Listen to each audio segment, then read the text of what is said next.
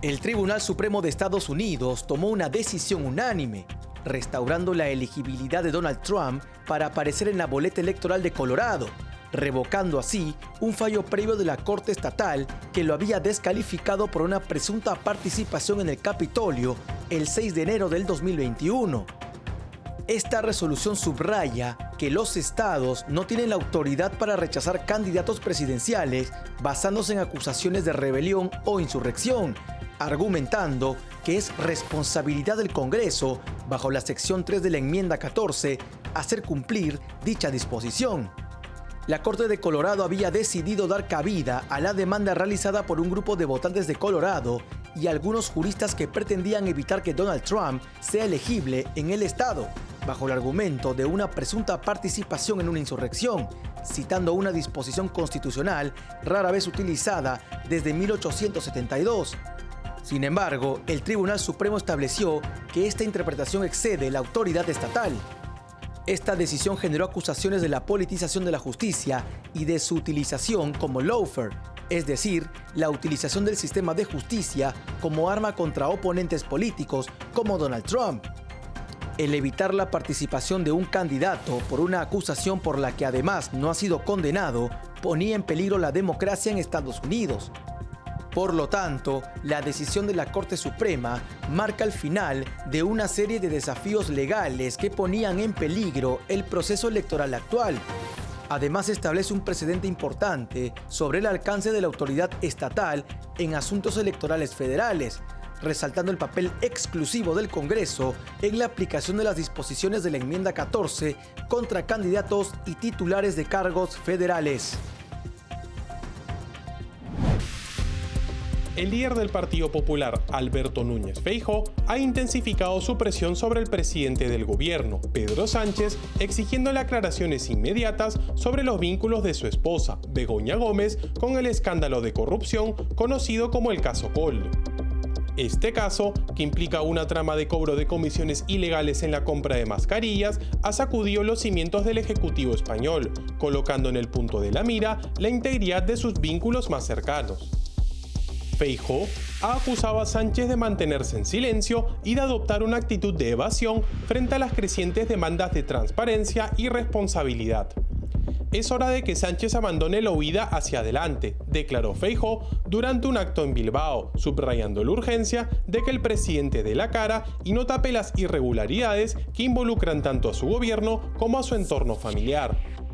El foco de las críticas se centra en las supuestas interacciones entre Gómez y figuras claves de la trama, incluido el empresario Víctor de Aldama, y la sospecha de que tales contactos pudieran constituir un conflicto de intereses, especialmente en relación con decisiones del Consejo de Ministros que beneficiaron a Air Europa, empresa vinculada a de Aldama. El PP ha enfatizado la gravedad de las acusaciones, apuntando a la necesidad de esclarecer no solo las acciones de Gómez, sino también las decisiones gubernamentales que podrían haber favorecido indebidamente a intereses particulares, a la luz del rescate financiero de Air Europa por un monto de 1.000 millones de euros. En medio de este contexto, el canal español Distrito TV, en el programa El Mundo al Rojo, tuvo una exclusiva al perito de información forense, Gabriel Araujo, quien reveló la cantidad de inmuebles que tiene Begoña Gómez, que suma 10 propiedades. El caso de Begoña Gómez es que tiene una propiedad en Briviesca, otra en Madrid en el código postal 28026, otro en Madrid en el 28028, otro en San Lorenzo del Escorial, otra propiedad en San Martín de Valdeiglesias, otra en Villanueva de la Serena, en Badajoz. Tenemos otra en Pozuelo de Alarcón, otra más en Madrid, en el código postal 28002, la de 28015, la que es la de Madrid, la de Aluche, que tiene con Pedro Sánchez, la de Mojácar que comentabas, y otra más en Pozuelo de Alarcón. Así que, bueno, estamos hablando que es una señora que realmente tiene 10 propiedades, de las cuales 8 son en exclusiva. El especialista en informática pidió explicaciones sobre la cantidad de inmuebles, especialmente tras las acusaciones de su vinculación en el caso Koldo.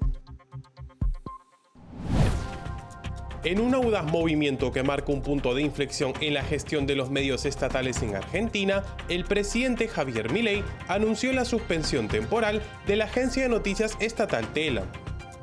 Esta decisión, fundamentada en la necesidad de reducir los gastos del Estado y combatir la utilización partidista de los recursos públicos, refleja un compromiso con la reestructuración económica y la eficiencia administrativa. Telam, con un historial de 78 años y más de 770 empleados, ha sido señalada por el actual gobierno como un canal de propaganda en manos de gestiones anteriores, específicamente acusada de servir a los intereses del kirchnerismo. El presidente Milei, fiel a sus promesas de campaña y su ideología de libre mercado, sostiene que esta medida es un paso necesario hacia la correcta administración de los recursos del Estado. El vocero presidencial, Manuel Adorni, reveló que Telam representaba una pérdida anual estimada en 20.000 millones de pesos, aproximadamente 23 millones de dólares al cambio oficial, cifra que evidencia la urgente necesidad de una intervención. Este acto de gobierno no solo busca poner fin a la hemorragia financiera, sino también establecer las bases para un sistema de medios estatales más transparentes y menos inclinados hacia la influencia política partidaria. La suspensión de Telam es presentada como una acción correctiva en línea con los principios de responsabilidad fiscal y de garantizar la neutralidad de los medios financiados por el Estado, marcando así un hito en la política comunicacional de Argentina. Una jueza de ejecución de penas de Justicia y Paz del Tribunal Superior de Bogotá otorgó la libertad condicional por 4 años al ex jefe paramilitar Salvatore Mancuso, quien fue repatriado a Colombia después de cumplir una condena por narcotráfico en Estados Unidos. Esta decisión genera dudas sobre cómo el gobierno del presidente izquierdista Gustavo Petro tiene una política complaciente con personas beligerantes vinculadas al narcotráfico. La magistrada explicó que el ex paramilitar cumplió con sus compromisos con la justicia, pagando la reparación civil a los familiares de sus víctimas. Sin embargo, Mancuso aún enfrenta 2 condenas pendientes por homicidios, desplazamiento forzoso y desapariciones forzadas. Si bien Mancuso estará sujeto a restricciones, como reportarse regularmente ante la justicia y no salir de Colombia sin autorización judicial, su designación como supuesto gestor de paz, aprobada por Gustavo Petro, no se verá afectada. Salvatore Mancuso, ex jefe paramilitar de las Autodefensas Unidas de Colombia, llegó al país el martes pasado en un vuelo charter de deportados desde Estados Unidos. En una declaración pública, Mancuso expresó su presunto compromiso de trabajar por la paz en Colombia.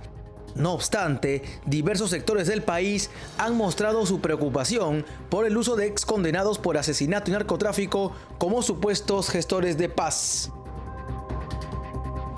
El expresidente de Estados Unidos, Donald Trump, ha lanzado un desafío directo al mandatario Joe Biden, instándolo a un debate, cuando sea y donde sea, sobre temas cruciales para la nación. Esta propuesta se presenta luego de que Trump arrasara en las primarias republicanas y su última contendiente, Nikki Haley, dejara la carrera. Ahora, todo parece indicar que Biden y Trump se enfrentarán en las elecciones generales, con un gobierno de Biden muy impopular y con serios cuestionamientos sobre su salud mental. Trump expresó en su plataforma Truth Social la importancia de debatir los asuntos vitales que enfrenta Estados Unidos, enfatizando que tal evento sería beneficioso para el país. El exmandatario sugiere su disposición a debatir bajo cualquier circunstancia, incluso bajo la dirección del Comité Nacional Demócrata o la Comisión de Debates Presidenciales, a los cuales se refirió críticamente. El llamado de Trump a Biden muestra el inicio de su campaña con miras a un enfrentamiento directo con el actual presidente. Además, Trump ha prometido ofrecer una respuesta rápida al discurso del Estado de la Unión de Biden, subrayando su deseo de confrontar y debatir las políticas del actual gobierno directamente. Ahora, la campaña de Trump se prepara para uno de los enfrentamientos más importantes en la historia electoral estadounidense, en un momento con una alta inflación en Estados Unidos, una grave crisis migratoria, una invasión de Rusia en Ucrania enfrentamientos por grupos terroristas en Medio Oriente, desestabilización en África, un acercamiento de China con Putin y Corea del Norte y América del Sur intentando salir del socialismo del siglo XXI. Tras la contundente victoria de Donald Trump en las primarias del supermartes, Nikki Haley, quien se presentaba como la única rival, oficializó su retirada de la contienda presidencial republicana. La ex embajadora ante las Naciones Unidas y ex gobernadora de Carolina del Sur anunció su decisión en un acto público en Charleston, Carolina del Sur. En sus declaraciones, Haley expresó gratitud por el apoyo recibido a lo largo del país, pero señaló que era el momento de suspender su campaña. Reconoció la victoria de Trump y le deseó lo mejor, indicando claramente que él será el candidato y subrayando la tarea que tiene por delante para ganarse el respaldo tanto dentro como fuera del Partido Republicano.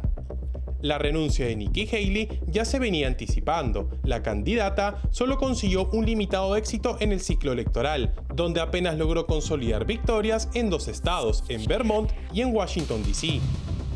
Este paso al costado de Haley deja despejado el camino para que Donald Trump se convierta nuevamente en el candidato republicano para las elecciones presidenciales de Estados Unidos en noviembre, donde volverá a enfrentarse al candidato demócrata Joe Biden. Café Sombra de Pino, un café diferente que crece a la sombra de pinos en Villarrica. Ya lo saben, Café Sombra de Pino, un café premium al alcance de todos.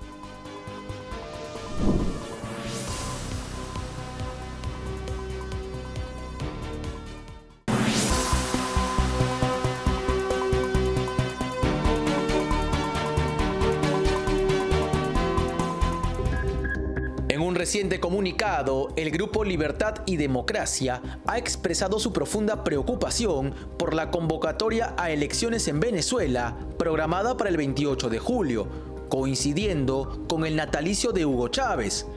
Este llamado resalta la importancia de abordar las amenazas percibidas a la integridad democrática en el país, particularmente en relación con las restricciones impuestas a figuras políticas opositoras significativas, como María Corina Machado, quien fue inhabilitada del proceso electoral a pesar de haber obtenido un apoyo considerable en elecciones previas. La exclusión de candidatos opositores y la selección de fechas simbólicamente asociadas con el chavismo son vistas como maniobras que buscan minar la equidad y la libertad del proceso electoral venezolano. En ese contexto, el grupo ha hecho un llamado urgente a la comunidad internacional para que ejerza presión sobre el gobierno venezolano, con el objetivo de asegurar un retorno genuino a la democracia y el respeto por los principios democráticos y los derechos humanos. Además, el Grupo Libertad y Democracia ha solicitado a organismos multilaterales y a gobiernos internacionales, incluido el de los Estados Unidos, que impongan o reintegren sanciones contra el régimen de Maduro, en respuesta a lo que consideran violaciones flagrantes de los acuerdos de Barbados, compromisos previamente establecidos entre el régimen y la oposición venezolana. Este pronunciamiento subraya la importancia de no reconocer las elecciones convocadas bajo estas condiciones, ni validar sus resultados, como una medida contra la perpetuación de la opresión en Venezuela. Por ello, el Grupo Libertad y Democracia insta a la solidaridad internacional y a la acción conjunta para defender los valores democráticos y promover elecciones libres y justas en el país, enfatizando que permitir la manipulación del proceso electoral sería equivalente a respaldar la opresión que actualmente enfrenta el pueblo venezolano. El comunicado lleva la firma de expresidentes como Mario Abdo de Paraguay, José María Aznar de España, Felipe Calderón de México, Jeanine Áñez de Bolivia, Iván Duque de Colombia, Juan Guaidó de Venezuela, entre otros.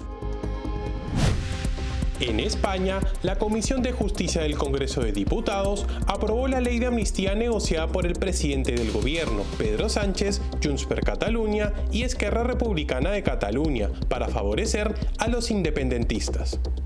Esta acción ha suscitado críticas y cuestionamientos sobre la coherencia y transparencia del proceso legislativo.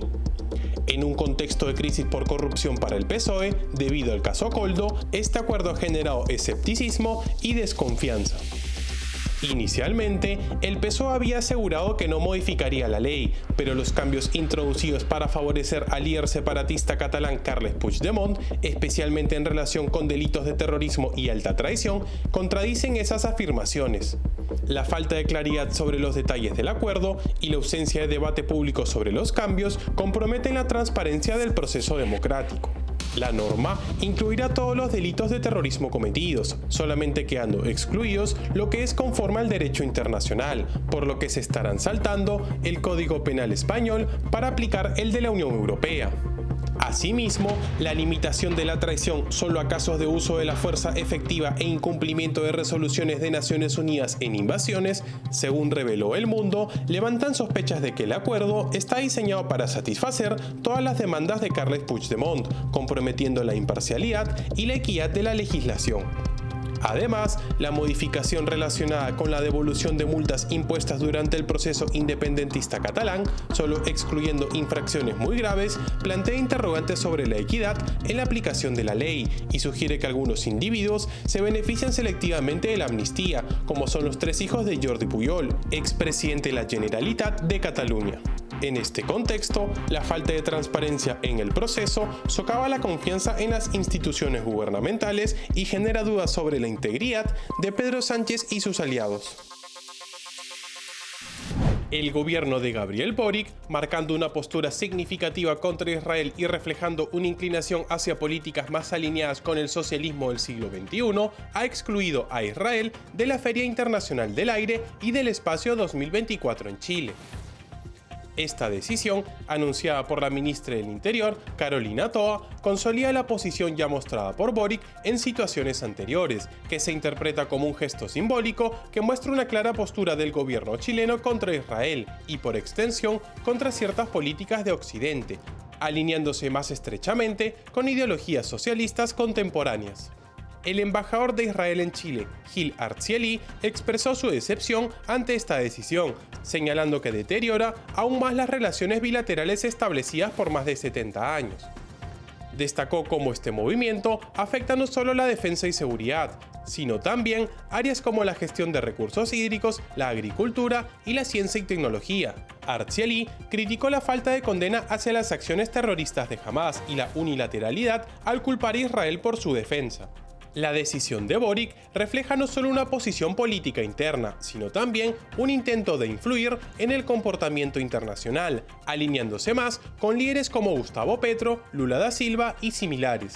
Este acontecimiento simboliza un punto de inflexión en las relaciones exteriores de Chile, mostrando una firme postura complaciente con el radicalismo. 4 destacados senadores de Estados Unidos han lanzado una crítica directa al dictador venezolano Nicolás Maduro, alegando que este muestra temor ante la posibilidad de enfrentarse a María Corina Machado en un entorno electoral genuinamente democrático. En una declaración bipartidista, los senadores Marco Rubio y Bill Cassidy, junto con sus colegas demócratas Dick Durbin y Ben Cardin, han denunciado la conducta represiva del régimen de Maduro, incluyendo la detención arbitraria de miembros del equipo de campaña de Machado y la censura continua hacia la prensa independiente. Esta declaración surge tras el anuncio del Consejo Nacional Electoral de Venezuela sobre la realización de las elecciones presidenciales el próximo 28 de julio y en un contexto donde el Tribunal Supremo de Venezuela inhabilitó la candidatura de Machado, destacada líder opositora. Los senadores han condenado este acto como una muestra clara del miedo de Maduro a enfrentarse a un proceso democrático auténtico, evidenciado por el apoyo abrumador que Machado ha recibido de los votantes en las primarias venezolanas. Además, los senadores instan a Estados Unidos a reimponer sanciones contra el gobierno venezolano si el proceso electoral excluye a Machado, aludiendo al incumplimiento del Acuerdo de Barbados mediado por Noruega que buscaba garantizar comicios electorales justos y democráticos. Esta posición resalta la importancia de mantener la presión internacional sobre el régimen de Maduro para asegurar la integridad del proceso electoral venezolano y respaldar el derecho de los ciudadanos a una vida libre de tiranía. La postura de los senadores refleja una firme defensa de los principios democráticos y un llamado a la acción colectiva para restaurar la democracia en Venezuela. Café Sombra de Pino, un café diferente que crece a la sombra de pinos en Villarrica. Ya lo saben, Café Sombra de Pino, un café premium al alcance de todos.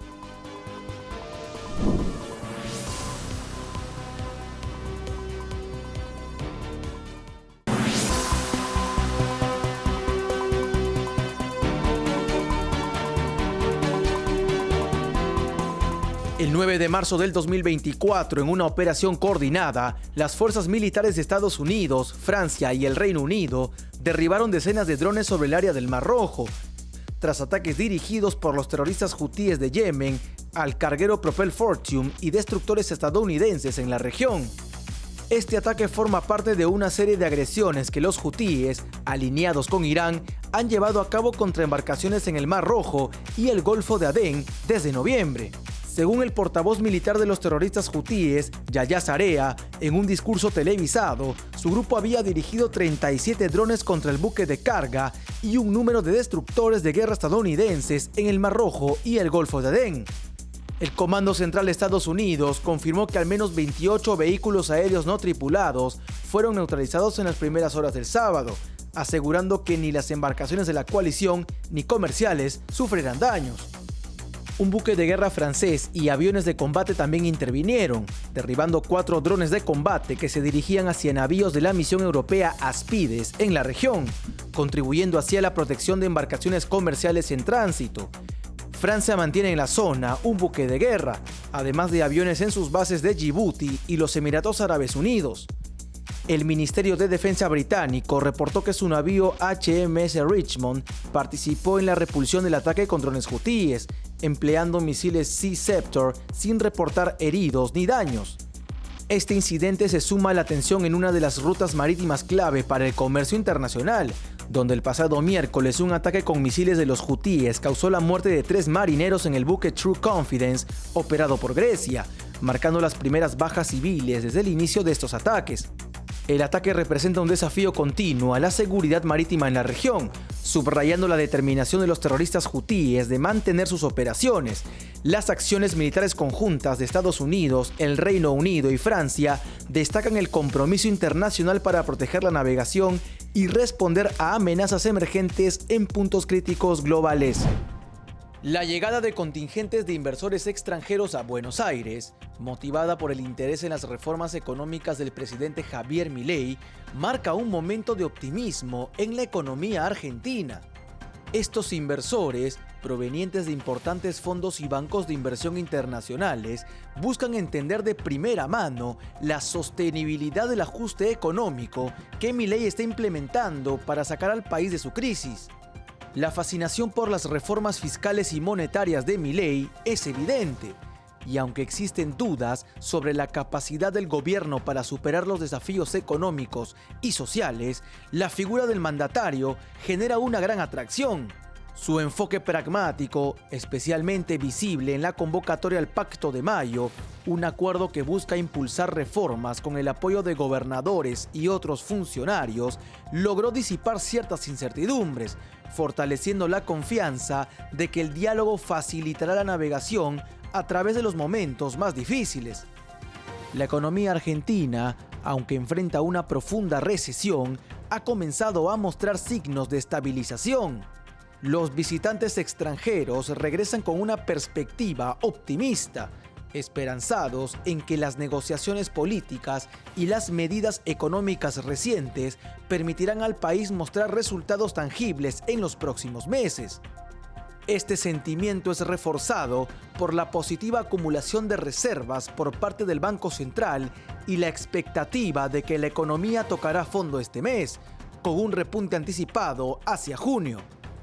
La promesa de dolarización de Milei, que generó mucho debate durante la campaña electoral, ha quedado en segundo plano, no siendo considerada una preocupación inmediata por los inversores.